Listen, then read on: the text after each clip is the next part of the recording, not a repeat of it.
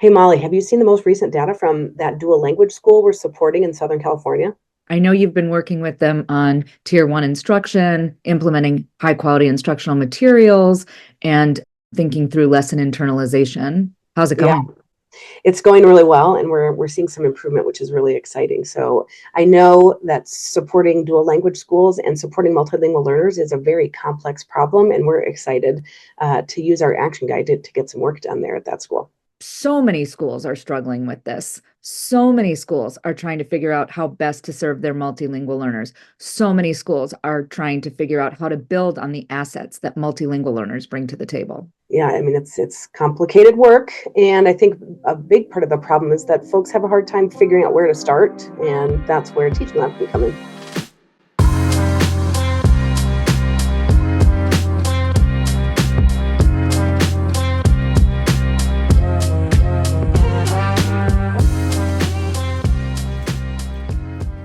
Hi, I'm Molly Branson Thayer. I am a senior director at Teaching Lab, where we are dedicated to the instructional core and educational equity.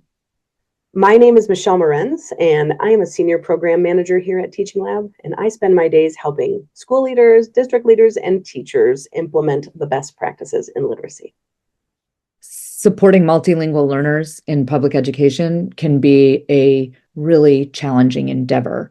In fact, multilingual learners have an incredible amount of assets and strengths that they bring to the educational space. Some of them are biliterate in their home language and in English. Some of them are newcomers who come from a country other than the United States, not speaking English and are not literate in any language. And some of them have been in dual language programs learning both literacy and multiple language all along. It's a complicated issue, and one that many schools are struggling with across the country.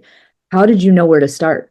Great question. I think a lot of folks across the country that Teaching Lab supports in literacy, that's their biggest challenge is how do I prioritize? There's a million things I feel like I could get better at, and where do I even start? And my answer to that is the Multilingual Learner Action Guide. So that action guide provides essential actions that teachers and leaders can focus on in order to improve instruction. And so the very first thing we did was collect some data at that school about their implementation. An example of this is the implementation guide. And so this audit, you sit with a school leader and conduct this audit on all of the systems and structures within that school that are what the teachers are working within. And this particular leader had a really strong idea of what she thought she needed to improve at her school. She knew what she was proud of. And this implementation audit is sort of, you can think of it like a best practices checklist. And it was a great way for her to sort of see in one spot all of the things that are in place and those that aren't quite in place yet. You know, there's a couple things I really love about that approach. Number one, I think it's really helpful for school leaders to have experts come in and know the right questions to ask.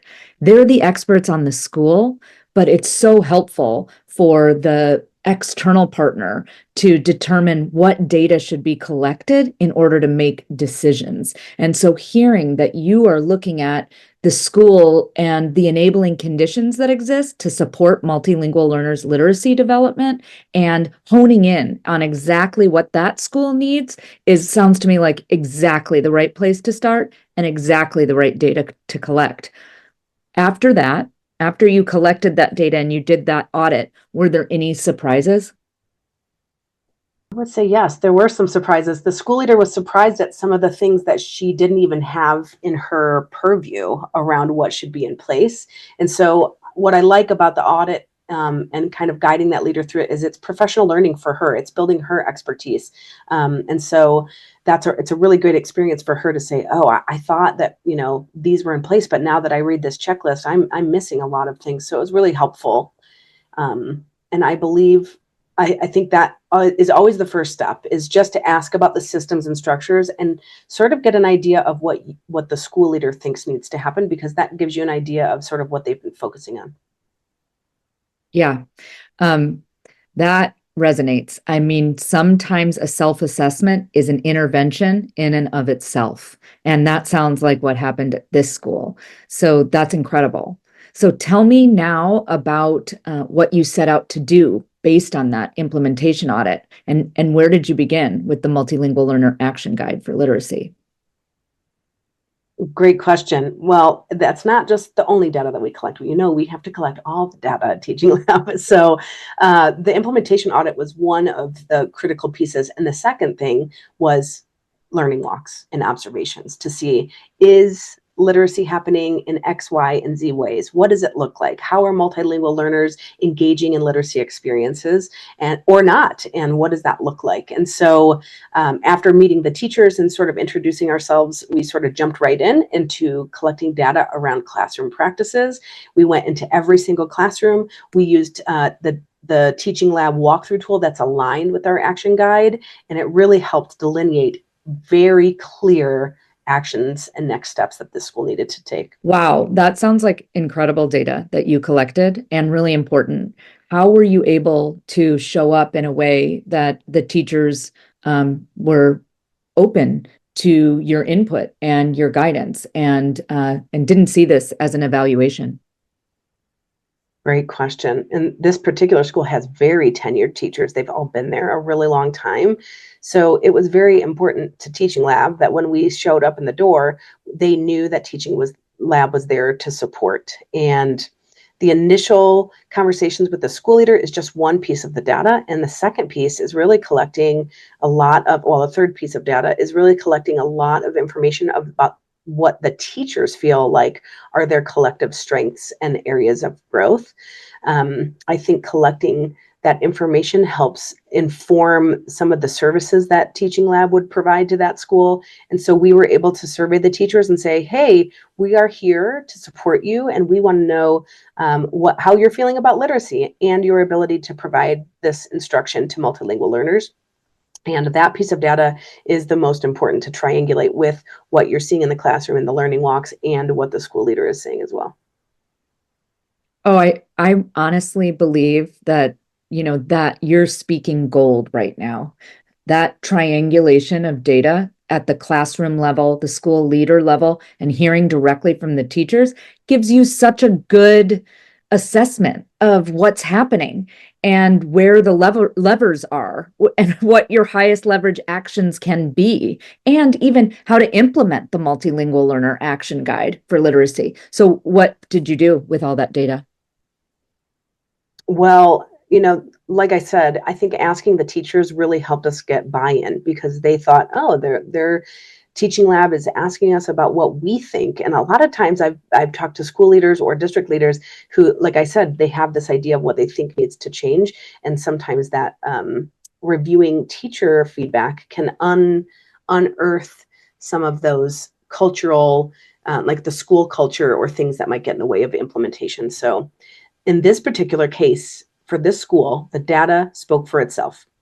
The learning walk data, as you can see here, it was very clear what this school was strong at. They had a strong school culture, they had strong relationships, and so they had the foundation for literacy. Easy peasy. That was such a strength in their school, and you could feel it walking into the school. And really, their areas of growth was around just core instruction. Again, these are very tenured teachers. They had never received formal instructional support on the curriculum that they were using. And so they tended to get a little lost in the sauce, if you will. So very unclear targets or learning goals. And so that was one of the first things that we thought, if we can tighten up that tier one and provide that support, that's going to provide strong instructional practices for every student in those classrooms. Oh, okay. And that doesn't sound like necessarily to the layman a multilingual learner support issue. So I'm curious for you to talk about how that is in support of multilingual learner and building literacy for multilingual learners. Great question. And it's a very frequently asked one. To to put it simply, if teaching and learning aren't happening, nobody's learning, right? So it's really important that we are focusing our efforts on some of those structures that are all in service of student achievement. So a teacher's understanding of the lesson helps them understand where the rigor is and that they can maintain expectations and give scaffolds to multilingual learners to reach the learning targets versus watering down the lessons, which we were seeing quite a bit. And so even just a teacher's understanding of the assessments within the curriculum, how are the content targets aligned with a potential language target? Some of these basics of curriculum implementation were a really great starting point for these teachers. And they've been teaching the curriculum for a couple of years, but they had felt confused about some of the design of it. And we're really thankful when we helped them sort of dig into, here's the learning targets, here's the assessments, here's what this unit is about, here's the skills that are covered. And so really just starting there is, again, in service of a teacher's understanding of what they're teaching, which is obviously in service of students. Yeah. And then I am imagining some of the next steps are building in language targets, as I see in the data, that's a need that maybe you haven't gotten to yet. And then also, I want to ask, how do you support the leader in following up on the professional learning you're doing when you are working to ensure that those tenured teachers are adjusting and thinking about teaching and learning in a new way? What's the role of the leader at that point? Oh, great question. The role of the leader in sort of responding to what teachers are learning is to look at the data consistently. And so one of the things we've done is after a profession, they had really great structures for professional learning. And so we sort of, Teaching Lab plugged into those, and we support the school leader to look at the knowledge assessments and see how much teachers are learning and growing and what they're learning. And that data, again, the data is key in this entire process. And that data helps us understand if what we're doing is working. And then a mid-year walkthrough is going to also help us determine, are all of the professional learning and coaching that we're doing around tier 1, is that changing the indicators from where they needed support in the fall? And as you can see, the mid-year walkthrough data looks really, really great. And they've shown learning in the content that we've taught them, which is exciting. I'm so excited about the data. I mean, that also must be so empowering for the school and for the teachers. Yeah, they felt so proud of themselves, and they saw the data is speaking directly to what they learned about, and they were able to show that they understood it, which is like the ultimate check for understanding. And we had done the walkthroughs with a district superintendent sort of position, and that woman had said that she had gone on the fall walkthroughs with us, and then again in the winter, and said that it was very palpable, the difference in the quality of instruction, which was so exciting to hear from somebody that doesn't have a lot of context, about the everyday happenings there. That's so rewarding. I mean, I think what we're talking about is making real change in a school, whether it's a school with tenured teachers or with brand new teachers, is this idea of understanding where to start and bringing everybody along with you, and ensuring that the tier 1 is core and tight, and then being able to really delve in and thinking about each individual child and how to build off of the strengths they bring to the school. I'm really excited for the specific Multilingual Learner Action Guide language work and language targets that I'm sure we'll be looking at in the late spring, early summer, for the end of the year growth. Yeah, we've done a lot of work with teachers, but I think one of the most powerful things that Teaching Lab does is it also provides support for the leaders. And so in the background, I've been coaching the school leader on some of the systems and structures within her school. She had a ton of really great structures. But one of the things that we outlined in her implementation audit is that her assessment practices weren't super tight, which can obviously be a barrier, because assessment, especially in dual language programming, is critical. You have to know what your students know in both languages. So that's an important piece that we've been working on as well. Yeah. I mean, I always say, if you're doing literacy instruction or multilingual literacy instruction, and you're not constantly looking at data, you are not going to have an impact on students, especially in the early grades. I mean, it is so critical to have a deep understanding of how their literacy is developing in both languages, so that when you do have those instructional minutes with them, you know exactly how to target it. And if we get the school leaders to deeply understand that, then they're more likely to put systems and structures in place that are going to make every single one of those minutes count. The nice thing is that in our original teacher survey data, the teachers expressed that they weren't feeling very confident on what to do with students who were not yet scoring on grade level. And so they had expressed a lot of concern around, how do I target specific skills in Spanish and or English? How do I know what the students know? And that leads us to one of the big systems changes that we're trying to implement in the school, which is how to administer diagnostic assessments. They use universal screeners, so they know who's on or above or below grade level. But for those students, and for this school, it's in the 80 percentage, somewhere around 80% of their students aren't on grade level quite yet. And so it's really important that the teachers know why. And the district had given some guidance around diagnostics, and the school leader had assumed that teachers were administering these diagnostics, but there was nowhere for them to track and put their data as a cohesive view as a school. And so this is one of the things we're doing, is helping the school and the district determine what is the diagnostic plan. English is easy. They have a program that they can use, but what are we using for Spanish, and how do we sort of track the skills in both languages, the foundational skills? And so that is going to be transformative, because once teachers know what foundational skills are missing for those students, they can work to fill those in a tier 2 small group, which is really exciting. Yeah. And let's be real. The schools these days are inundated with data.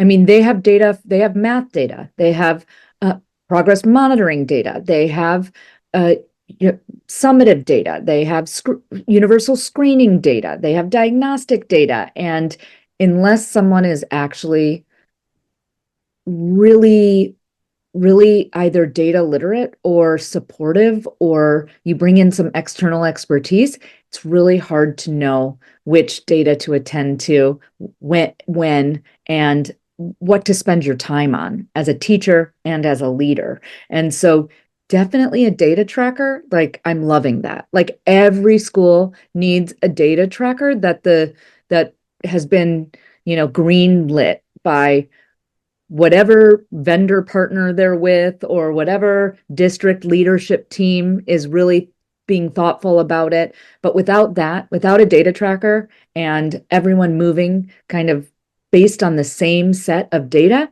it's really hard to make gains and see gains. I think one of the biggest things I've been talking about with the leader is this idea of cohesion. And if everybody's walking hand in hand in the same direction, when something goes wrong or the data doesn't look good, you can sort of easily pinpoint where it was. Whereas if everyone's doing their own thing and teachers are making their own literacy schedule and they're using whatever diagnostic they think, it's really hard for a school leader to have that 30,000 foot view to get a good picture of what went wrong and where can we fix it. And so this idea of cohesion and continuity is so critical, because it's much easier to identify sort of collective next steps versus playing whack-a-mole and trying to accommodate to the needs of individual teachers. And so for this particular school, selecting one singular diagnostic for all teachers to implement and putting all their data in one spot, it not only helps the school leader keep teachers accountable to giving that diagnostic, but also it helps by having consistent data protocols. Let's look at that data and let's figure out, what do these students need and how many small groups do you need? And so these are just some of the sort of the structures. While we're focusing on tier 1 with the teachers and their professional learning, and that's going really well, we're also building these structures for a targeted instruction in the classroom too, which is coming down the line, which is great. So it sounds like you're talking about a lot of the 13 critical actions outlined in the Multilingual Learner Action Guide for Literacy, and specifically the 4 pillars. And I hear you talking a lot about curriculum and instruction, assessment, and professional learning for teachers, and how those three actions or those three pillars go together to ensure the 13 actions underneath are coming through. Translanguaging, bridging, dual language learner assessments, assessing in both languages, and professional learning that's focused on learning targets and language targets. Is that correct? Yep, those pillars are, we can think of the 13 essential actions as sort of the where do I look first for teachers? And so Teaching Lab collects that baseline data to help us narrow it down. And for this particular school, we are focusing all the professional learning on Essential Action 1.1. And that action is really just around a teacher's understanding of their high quality instructional materials. And in Action 1.1, it starts with a mindset shift. And we've been really digging into this idea of teacher agency around the research-based strategies within a curriculum, because what we were seeing is teachers implementing all sorts of strategies and sort of engaging in what we call lesson drift, where they weren't focusing their students on the ultimate goal, which is the exit ticket of the lesson. And so we've been using some of the resources in the action guide, like the internalization guide, that's linked in the resources. And those resources are able to help guide teachers to find the essence of that lesson. So a lot of what we've been working on is that first essential action 1.1. I know you've been pretty focused on the assessment piece, and especially with the fact that there were multiple diagnostics in order, which makes it really hard to track the data. And I know the Multilingual Learner Action Guide for Literacy has a really important pillar for teachers around assessment. And that really highlights the importance of capturing strengths in all literacies for the students, and honing in on progress monitoring and ensuring that students are having access to not only literacy practices and assessment practices in their home language, but also in those that are they're trying to acquire. Can you talk a little bit about how you've dealt with this assessment problem? Again, the whole purpose of building this action guide was because these problems are so pervasive. The world of multilingual learners and literacy in and of themselves are huge, and the intersection of those two can be really overwhelming. And so the action guide helps teachers and leaders focus on what they need to focus on in order to impact student achievement. And so we sort of take a one foot in front of the other approach, which is really helpful. Yeah, I mean, to be honest, I'm surprised at how much we've needed to lean on the school leader piece at the beginning. As we were building this with all of the multilingual learner teachers across the state of California, I was not anticipating that we would be so heavily relying on the leaders section. But I feel like that has really served us well at the beginning when you're starting off at a school. Well, I remember the adage of, like, if you want to support students, you have to support your teachers, and who supports teachers but the leaders and the systems that they build, right? And so I think for this particular school, there was a lot of ambiguity about some of those systems, and there was a lot of the school leader used the word autonomy, and really it was because teachers they were tenured, like I said, and they had wanted and had an opportunity to have freedom in how many instructional minutes and all sorts of ways that they were interpreting the curriculum. But when you have a bunch of multilingual learners sitting in front of you, it is so imperative that you have a strong foundation for that structure of instruction, and that you understand the rigor that's being asked in the Common Core standards, so that you can support those students to meet the targets each day. And if you're skipping the learning targets and you don't know what the focus of the lesson on, it becomes rife with interpretation, which can be tricky and a disservice to students. Yeah. And I also think when you yourself are multiliterate and were once a multilingual learner, you have your preferences or your approaches to what worked for you. And so being really thoughtful about, as a school leader, what are we all doing? How are we all moving together in lockstep to ensure that everybody is moving forward and we're able to identify kids that are struggling for a myriad of potential reasons, or kids who are really successful for a myriad of potential reasons. And being able to use data to kind of understand that is critical. If I'm a teacher and I have 30 students that are multilingual learners in front of me, I need a whole lot of data to tell me what those students need and where I need to start with each of those students in either language. And I think of supporting a school or a district in the same way. I just need a ton of data to see what's in place, what does everyone know, and where can we start? And I think that ambiguity of where do we start and what do we even focus on is such a pervasive issue. And that's the beauty of this work, is that we leverage data to inform the services and the work that we're doing. And we're already seeing leaps and bounds of growth in the instructional practices because we identified sort of that initial step, which for these teachers was grounding in the curriculum that they were being asked to use. One thing I love about the data that you were showing and the work that's happening with this school is that they're in it for the long haul. So we are seeing like incremental growth, like from the fall to the winter.